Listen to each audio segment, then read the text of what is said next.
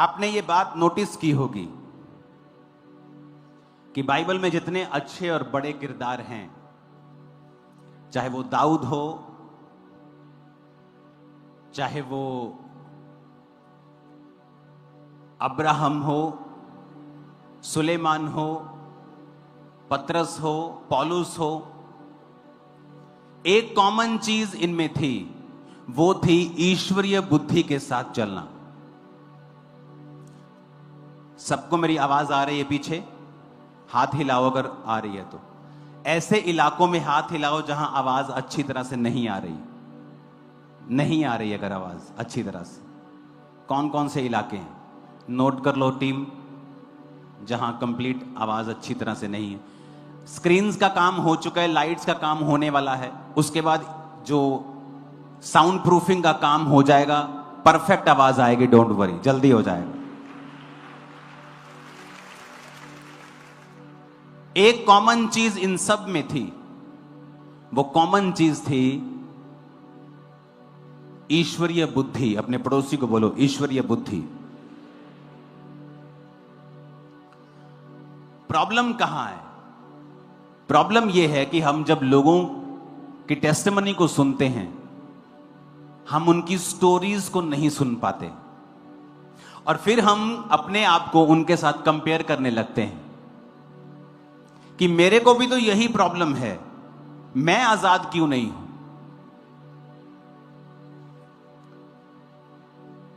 ईश्वरीय बुद्धि का ना होना और जहां विजडम अप्लाई होनी है वहां विजडम अप्लाई ना करना, यह बहुत बड़ा अंतर है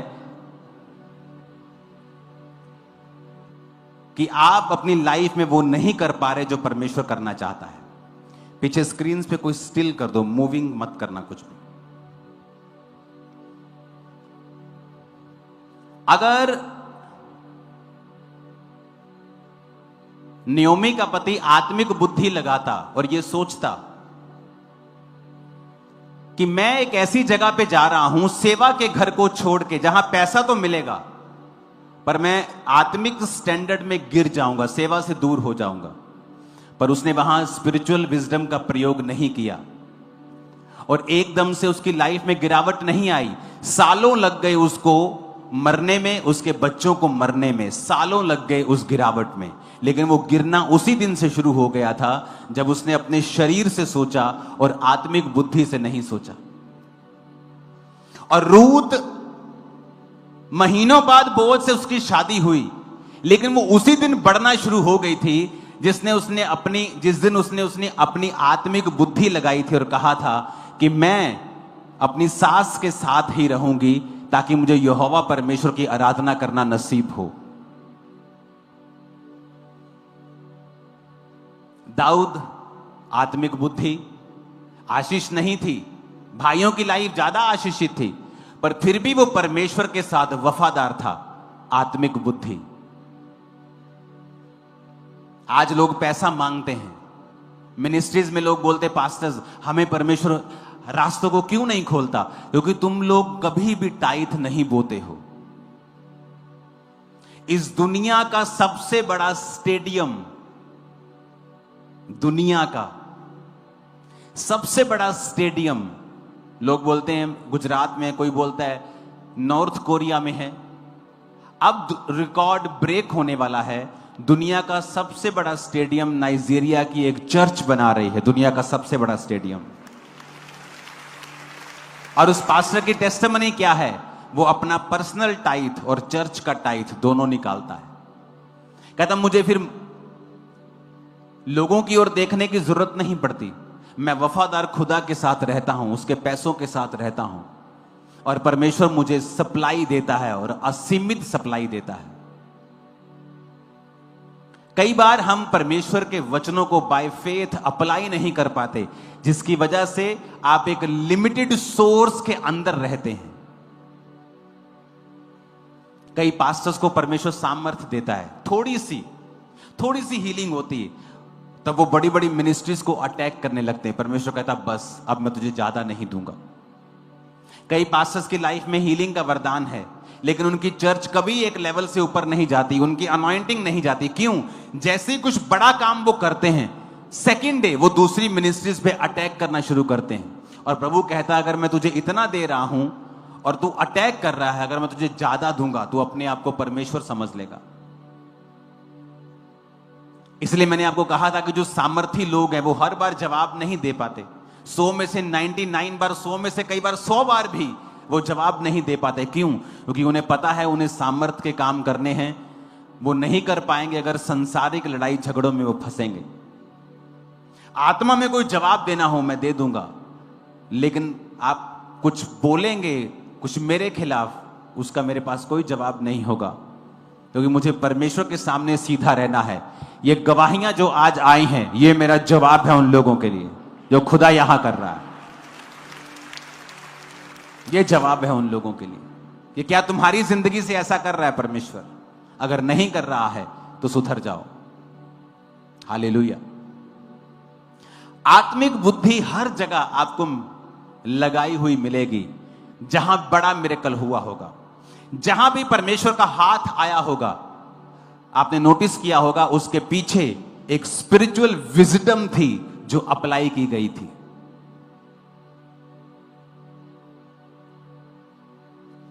नमान गोडी को कहता, अली परमेश्वर कह रहा है कि जब तुम मेरा कहना नहीं मानते हो तो मुझे हे प्रभु क्यों कहते हो। हालेलुया। आगे पढ़ेंगे उसका 47 से उसका 49 तक। जो कोई मेरे पास आता है और मेरी बातें सुनकर उन्हें मानता है, मैं तुम्हें बताता हूँ कि वह किसके समान है। वह उस मनुष्य के समान है जिसने घर बनाते समय भूमि गहरी खोदकर चट्टान पर नींव डाली, और जब बाढ़ आई तो धारा उस पर लगी, परंतु उसे हिला न सकी, क्योंकि वह पक्का बना था।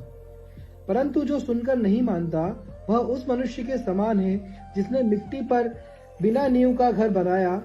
जब उस पर धारा लगी तो वह तुरंत गिर पड़ा, और गिरकर उसका सत्यानाश हो गया। यहाँ पे परमेश्वर यीशु मसीह एक दृष्टांत दे रहे हैं कि वो मनुष्य जिसने चट्टान पर घर को बनाया है। मैं बताऊं आपको, आजकल चट्टान के घर भी गिर जाते जब आंधी तूफान आती है। तो आपने देखा होगा कितने पहाड़ी वाले हैं।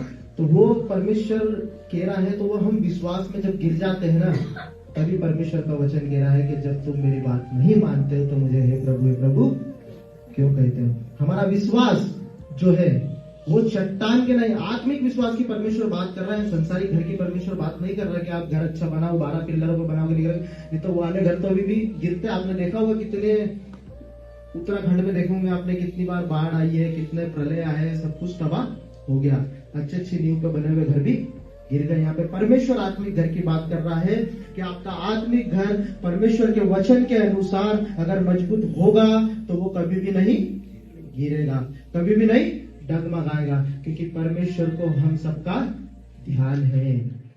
आप परमेश्वर को भूल जाओगे, परमेश्वर कभी आपको नहीं भूलेगा। परंतु परमेश्वर तो भी कह रहा है कि जब तुम मेरा कहना नहीं मानते हो तो मुझे हे प्रभु क्यों कहते हो। परमेश्वर इसके लिए कह रहा है कि कहीं शैतान आपको पकड़ ना ले। परमेश्वर कह रहा है कि कहीं शैतान आपको हानि ना पहुंचा दे।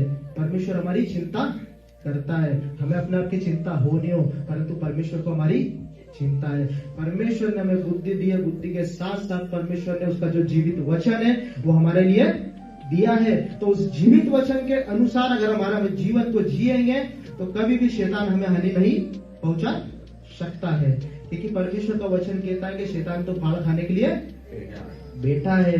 हम उसको अवसर क्यों दे?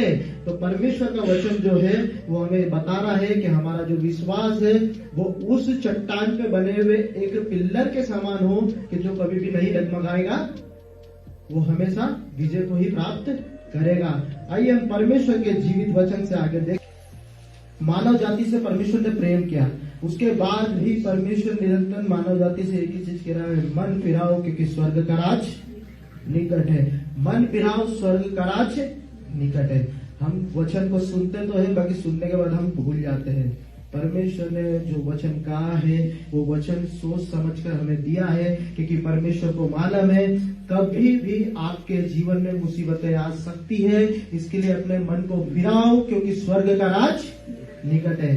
हम देखेंगे लूका उसका 9 अध्याय 1 पद से 10 पद तक। जो है हम पापियों को, जो कोई भी भेड़ है, उनका उद्धार करने आया है। परमेश्वर हम पापियों के लिए, वो परमेश्वर जिसने अपने इकलौते पुत्र को इस धरती पर भेज दिया कि मानव जाति के उद्धार के लिए वो क्या करे, अपना बलिदान दे। और इतना ही नहीं, उसके बाद जब यीशु मसीह सृष्टि से वापस जाने का था परमेश्वर का, तो परमेश्वर ने कहा कि मैं तुम्हारे लिए जगह तैयार करने जा रहा हूँ। मेरे पिता के घर में ऐसे बहुत से स्थान है जहाँ पर तुम रहोगे। हम विचार करें कि परमेश्वर का वचन कह रहा है कि जब तुम मेरा कहना नहीं मानते हो तो तुम मुझे हे प्रभु क्यों कहते हो। क्या हम परमेश्वर के साथ उस स्थान में जहाँ पर यीशु मसीह जब वो तैयार करने गए, कि हम उस स्थान पर रहने योग्य हैं? हालेलुया। हम देखते हैं जक्कई नामक जो व्यक्ति है वो चुंगी लेने वालों का क्या है, सरदार। अर्थात यानी जो चुंगी लेने वाले जो भी पापी लोग थे, जो भी ब्याज से पैसा जमाते थे, उनका क्या था, वो सरदार था, उनका हेड था। तो उसके पास कितना पैसा होगा जब वो उनका सरदार होगा, तो उसको क्या जरूरत, कोई पैसे वाला व्यक्ति। अभी आपको लगता है कि कहीं अगर एकदम भीड़ है, कोई अच्छा बड़ा पास्टर आ रहा हो या कहीं प्रचार हो रहा हो परमेश्वर का, तो भीड़ में से घुस के आगे जाएगा, वो अपनी रेपुटेशन को, अपनी इज्जत को दांव पे नहीं लगाएगा। बाकी जो जक्कई था वो क्या करा, उसने कहीं ना कहीं परमेश्वर के प्रचार को सुना था लोगों से कि एक व्यक्ति है जो परमेश्वर के एक अद्भुत तरीके से लोगों को चंगा कर रहा है, परमेश्वर के प्रचार को कर रहा है। उसके अंदर वो भूख आ गई, तो परमेश्वर को देखने के लिए क्या भीड़ में आगे बढ़ा। हमारे जीवन में हम भी ऐसा ही करते हैं, जब हमें परमेश्वर की जरूरत होती है तो हम उस भीड़ में हम भी घुस जाते हैं। हालेलुया। वो वरन भीड़ में घुसा तो उसको परमेश्वर जब नहीं दिखे यीशु मसीह, तो उसने क्या रास्ता अपनाया कि मैं गुल्लर के पेड़ पे चढ़ जाऊं। वो एक ही मात्र व्यक्ति था बाइबल में जिसका जिक्र है कि वो परमेश्वर को देखने के लिए पेड़ पर चढ़ा, है ना। वहां पे और भी कम हाइट के व्यक्ति होंगे, परंतु ना बाइबल में जिक्र है कि कोई और भी पेड़ पे खड़ा था उसके साथ में। ओनली जक्कई ही था जो परमेश्वर को देखने के लिए पेड़ पर चढ़ा। और भी बहुत से कम हाइट के लोग होंगे। अगर हम 50 लोग हैं तो 50 में से 3-4 लोग कम हाइट के होते हैं, वहां पे और भी होंगे। परंतु परमेश्वर ने उसे उसी जगह से क्या करा था, चुन लिया था। ऐसे ही परमेश्वर हमें भी चुन लेता है, परंतु हम कभी कभी भीड़ में भी घुस जाते हैं और हम पेड़ पे भी चढ़ जाते हैं, जिस प्रकार जक्कई चढ़ा। आगे हम देखते हैं उसके बाद परमेश्वर की दृष्टि है जो उस पर पड़ी, इसी प्रकार परमेश्वर की दृष्टि भी हम पर पड़ती है। फिर उसके बाद परमेश्वर ने क्या बोला जक्कई को, जक्कई छत नीचे उतरा, आज मैं तेरे घर। जब वो जक्कई के साथ गए तो लोग क्या कर रहे थे कि ये किसके घर जाता है। वो व्यक्ति जो लोगों को उद्धार दे रहा है, लोगों को चंगा दे रहा है, वो एक पापी के घर जाता है। जब हम पेड़ पे होते हैं तो परमेश्वर हमें आवाज देता है और हम भी पेड़ से उतर आते हैं। हम भी क्या परमेश्वर को अपने घर लेकर जाते हैं जब परमेश्वर बोलता है। हम विचार करें, आज हम सोचते हैं कि परमेश्वर की आराधना हमारे घर करेंगे तो हमारे ऊपर मुसीबतें आ जाएंगी। वो पापी व्यक्ति था, फिर भी परमेश्वर उसके साथ गया। हम भी पापी है, परमेश्वर हमारे साथ जाएगा क्योंकि परमेश्वर को हमारी चिंता है। जब परमेश्वर घर जाएगा तो उसकी सामर्थ और उसके स्वर्गदूत हमारे साथ जाएंगे। जब हम हमारे घर के दरवाजे यीशु मसीह के लिए खोलेंगे तो उसके स्वर्गदूत है ना, उनका बाड़ा बनाकर रखेंगे, हमारे घर को कोई छू नहीं सकता। आगे देखते हैं उसके बाद जो जक्कई था, ये कहानी है ना कहीं हम मसीह लोगों से रिलेटेड है बहुत। जो हमारा जो जीवन होता है ना वो इसी प्रकार होता है कि हम परमेश्वर को भीड़ में देखने जाते हैं, परमेश्वर के लिए हम पेड़ पे चढ़ जाते हैं, परमेश्वर हमें देख भी लेता है, परमेश्वर हमें बुला भी लेता है और हम परमेश्वर को कभी कभी घर भी ले जाते हैं कि परमेश्वर ठीक है प्रभु आपने कहा है घर चलिए, है ना। परंतु उसके बाद यहाँ पर लिखा हुआ है कि जक्कई को जब वो घर लेकर गए तो जक्कई ने परमेश्वर के लिए, जब परमेश्वर के द्वारा उसे चुन लिया गया तो उसने क्या कहा, परमेश्वर मैं मेरी जो संपत्ति है वो आदि किसको देता हूँ, कंगालों को देता हूँ। हालेलुया। मेरी आधी संपत्ति कंगालों को देता हूँ और जिसका मैंने 1 गुना लिया उसका 4 गुना लौटा देता हूँ।